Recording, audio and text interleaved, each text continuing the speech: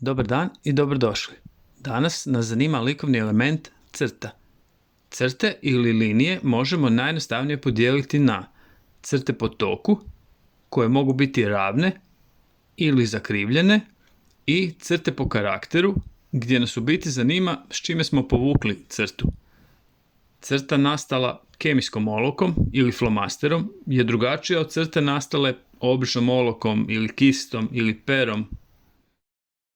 Danas nas još zanima i potez.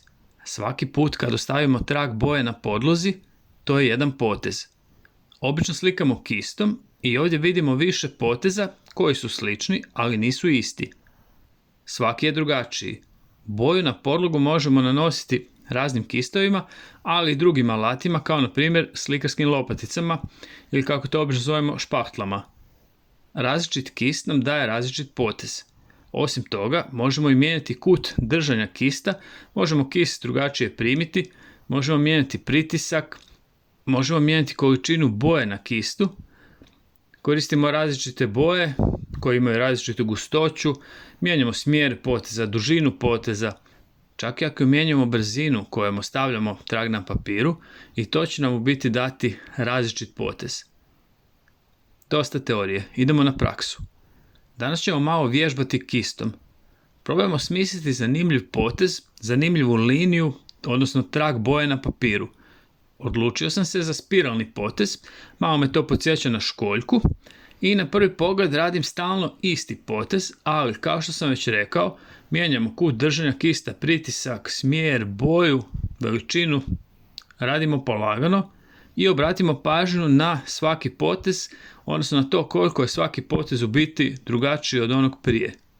Kao kontrast, za obljenim potezima i živim bojama prijeći ću na crnu i sad više radim ravne linije, odnosno vidimo da nastaje cik-cak uzorak. Još ću se malo poigrati, kombinirati poteze i popuniti cijeli papir. Sve to se spaja u veći uzorak, ali i dalje možemo vidjeti pojedinačne dijelove. Ako vam se ovo čini prejednostavno, imamo i opciju B. Naslonimo ruku na papir i povucimo obrisnu crtu. Obris ruke popunimo potezima. Ne treba kopirati, bilo bi super da smislite nešto svoje. Vidimo da sam za popunjavanje obrisa ruke koristio zaobljene poteze i žive boje. Kao kontrast tome, izvan obrisa ruke koristit ću cik-cak liniju i koristit ću crnu, odnosno vidimo nijanse sive. Kad bi recimo koristili temperu i želimo dobiti sivu, miješali bi crnu i bijelu. Kod vodenih bojica, bijelina papira u kombinaciji sa razrijeđenom bojom nam daje dojam sive.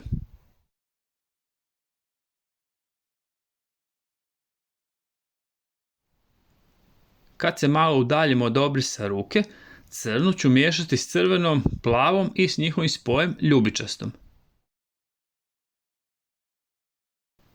Nastao je zanimljiv uzorak. Na prvi pogled to bi nekome moglo djelovati sve isto, ali čim se malo zagledamo, oko će registrirati obris ruke.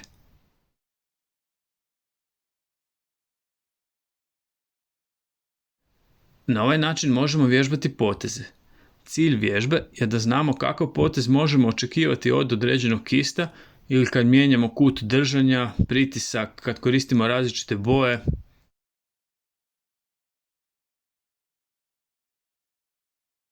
Probajmo i, kao i uvijek, pustimo se, budimo kreativni, bit će sve ok. Sretno!